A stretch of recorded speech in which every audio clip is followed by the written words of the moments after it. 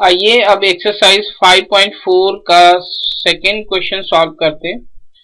इस क्वेश्चन में हमसे कहा गया है कि the sum of third and seventh term of an AP is 6, यानी तीसरी और सातवीं टर्म का जो सम है वो 6 है एंड देयर प्रोडक्ट इज 8।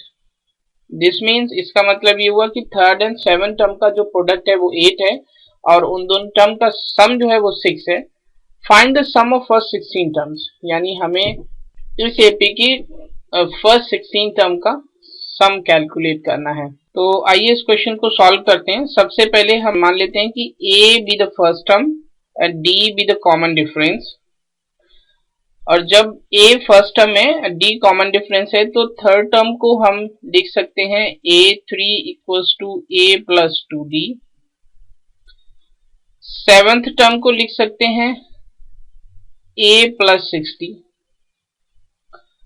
और हमें ये गिवन है कि इन दोनों टर्म्स का जो सम है यानी थर्ड टर्म का और सेवेंथ टर्म का सम है वो 6 गिवन है, यानी a plus 2d plus a plus 6d is equal to 6।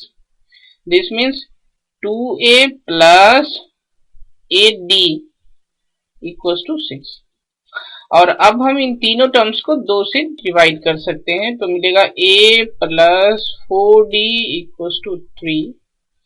यहां से हम a की वैल्यू कैलकुलेट कर सकते हैं, यानी a is equal to 3 minus 4d। हम इसको मान लेते हैं कि ये इक्वेशन नंबर 1 है। और हमें ये भी गिवन है कि थर्ड टर्म का और सेवेंथ टर्म का जो प्रोडक्ट है वो 8 है। थर्ड टर्म है a प्लस 2d और सेवेंथ टर्म है a प्लस 6d, और इन दोनों का प्रोडक्ट जो है वो 8 के बराबर है। अब हम इस a की वैल्यू को इस इक्वेशन में रख सकते हैं, तो ये होगा 3 माइनस 4d प्लस 2d, और यहां पर होगा 3 minus 4d plus 6d equals to 8। और ये वैल्यू हमने कहां से कलेक्ट की है? From equation number 1। Minus 4d plus 2d का मतलब हुआ माइनस 2d, यानी पहले ब्रैकेट में है 3 माइनस 2d, दूसरे ब्रैकेट में है 3 प्लस 2d, और ये वैल्यू इक्वल्स टू है 8 के। अब हम एक फॉर्मूला यूज करेंगे कि अगर a माइनस b को a प्लस b से मल्टीप्लाई करते हैं तो ये होता है a square minus b square के बराबर।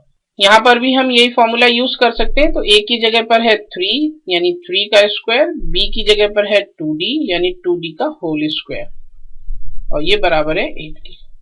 This means 9 minus 4d square is equal to 8।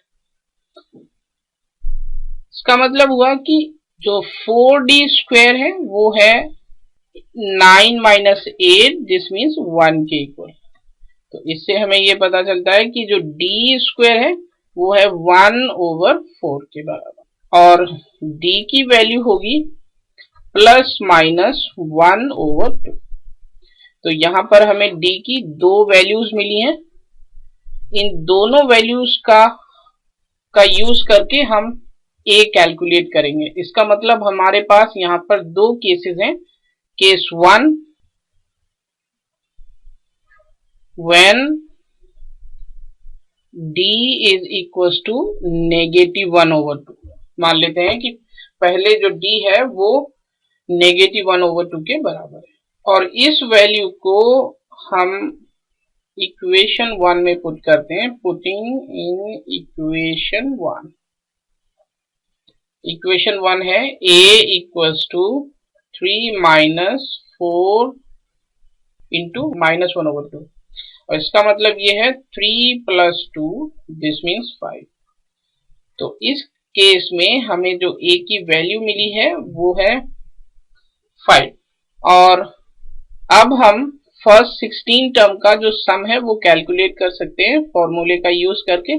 Formula है Sn equals to n over 2 multiplied by 2a plus n minus 1 into d। n 16 है तो ये होगा 16/2, ये होगा 2, a है 5 एंड 16 माइनस 1, d जो है वो है यहाँ पर -1/2। और अब हम इस वैल्यू को कैलकुलेट करें। 16/2 का मतलब है 8, दिस वैल्यू है 10 और ये वैल्यू है -15/2। दिस मीन्स ये है 8 मल्टीप्लाइड बाई 5/2। और अब हम इस 8 को 2 से कैंसिल कर सकते हैं तो मिलेगा 1, यहाँ 4, 4 5 जा मीन्स 20।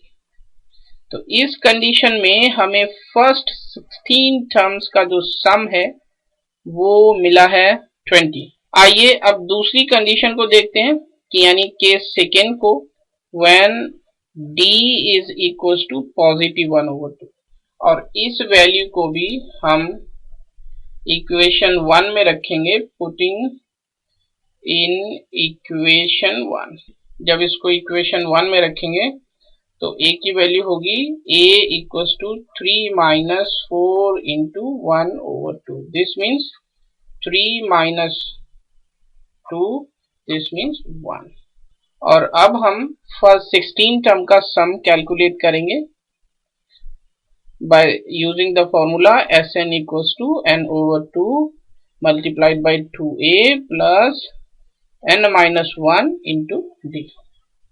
और n यहाँ पर है 16, तो इसको हम लिख सकते हैं 16/2 multiplied by 2 into 1 plus n 16 है और d यहाँ पर 1/2। 16/2 means 8, 2 multiplied by 1 equals to 2 और ये वैल्यू होगी 15/2। इसका मतलब ये होगा 8 इंटू 19/2। इस 2 को इस 8 से कैंसिल कर सकते हैं तो ये वैल्यू होगी 76। तो इस कंडीशन में जो फर्स्ट 16 टर्म का सम है वो 76 है। तो हम कह सकते हैं कि इस एपी में फर्स्ट 16 टर्म का जो सम है या तो वो 20 होगा और या फिर 76 होगा। So this is our solution. Thank you.